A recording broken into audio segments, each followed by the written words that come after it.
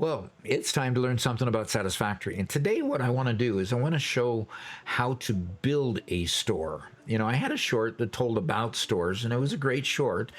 People really liked it. And here's an example of a rod store for here, and we've got a screw store there.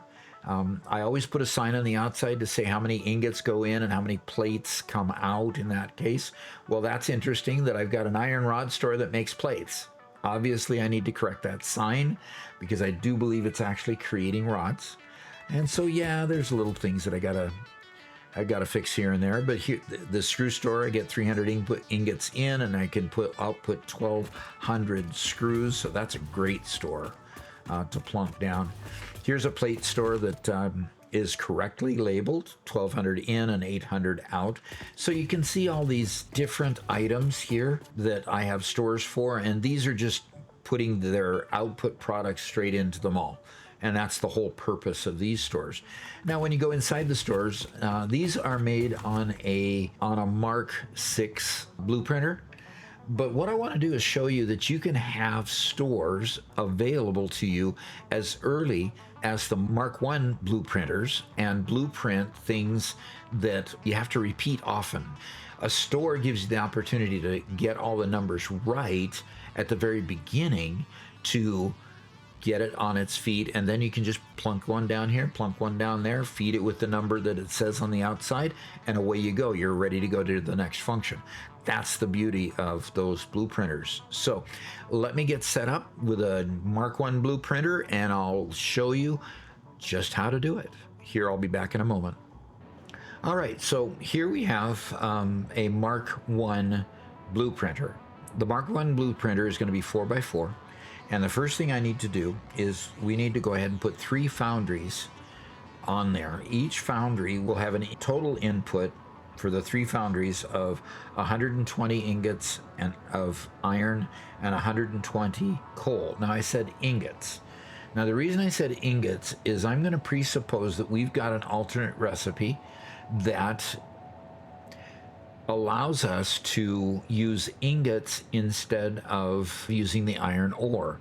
That allows us to get a much higher output, and really it makes the store viable. So what you need to do is you need to go out and search for enough hard drives, and in the early game it's not going to give you late game recipes. So the early game, the more hard drives you collect, there's a high chance that when you collect a few hard drives you're going to find the alternate steel recipe to make sure that you can use ingots and coal rather than iron, ore and coal. That increases the production, makes a good store. So I'm going to put 3 foundries on this first floor, and we're going to feed them with 120 each. So here we go.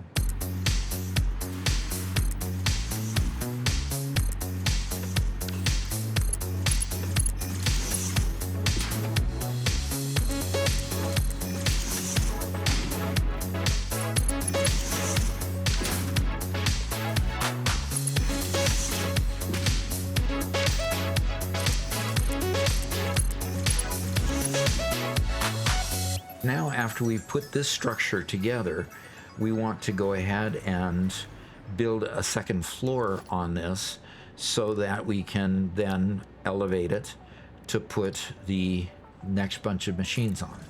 And so I'm going to go ahead and turn off the camera and speed through this part while I build this, and when I have that second floor put together, I'll come right on back. All right, so I have the second floor on here. I might have to redo this a little bit based on the fact that I usually like to leave some space to put doorways in, and especially a doorway up to the second floor with a walkway up to the second floor. So I might trim this side a little bit of a gaff, but we can do that and make it much more accessible. So anyway, so now we want to go ahead and put a constructor up here.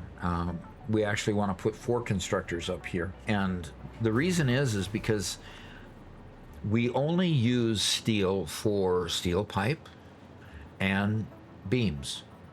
Those are the only 2 recipes we use it for. And since it's the only 2 recipes we use it for, unless there's a bunch of alternate recipes that we might want to use later in the game, we're only concerned about making pipe and making beams. All right. Well, let's put some... Well, it doesn't look like I'm going to be able to build in the outer scaffolding into the blueprint this time, because I basically used up all the space on that second floor in order to get those 4 constructors laid out on the Mark 1 blueprinter. Mark 2 and Mark 3 gives you a little bit more flexibility because you've got that extra row on 2 and then another extra row on 3, but being what it is, I'm just going to have to go ahead and publish it the way it is. So let's figure out where we want to put power. And in order to know where I want to put power, first off, I want to go inside. There's our 2 ports coming out. So our orientation would probably be, this would be the front of, or the back of our orientation here. So we probably want to put the power on the other side. Okay, so here's basically the front. Here's where you'll connect the power to 2 places, okay? Over on this side, you've got the two ports to bring in the product to the foundries. And on this other side, maybe this side or the back, yeah, the back. So here's the 2 output ports here on the back that will output the 2 products that we wanted, pipe and beams. And we will, the only thing that we haven't done that I just remembered, we've got to go tell the machines what to make. So let's go tell the machines what to make sure that when they get powered up, they know that they're making ingots and beams and pipes. And so let's go do that. And then we'll be ready to rock and roll with the test. All right, so what I did is I took the blueprint that I made. Here's the sign I put on off camera that says we input 120 iron ingot and 120 coal, and we get out of there 40 pipe and 30 beams. I have 2 containers set here to input and 2 containers out here to see if we get the right output. And I've powered it up. In the Gigafactory here where I'm filming, I can take the power straight from the ceiling. That's the way Garrett initially put things together. So right now what I'm going to do is, since everything's powered up, it should be ready to go. I'm going to throw in coal there, and I'm going to throw in ingots right there. And guess what? I see output. We have success. So, with a couple subtle changes that we needed to make to the final design, we have a store now that functions and outputs beams and pipes, and it'll just continue to do so. You can duplicate it many times over because there's 120 is easy just to plug in and get the output, and you can run with it. So what we're going to do is we're going to go ahead and I'm going to fix those little issues that we had with the inputs and outputs that we discovered as we were doing our troubleshooting, and I'm going to post it, and you'll have the finished product. All you have to do is meander on over to our Discord and you could download it for yourself. And thanks for joining me.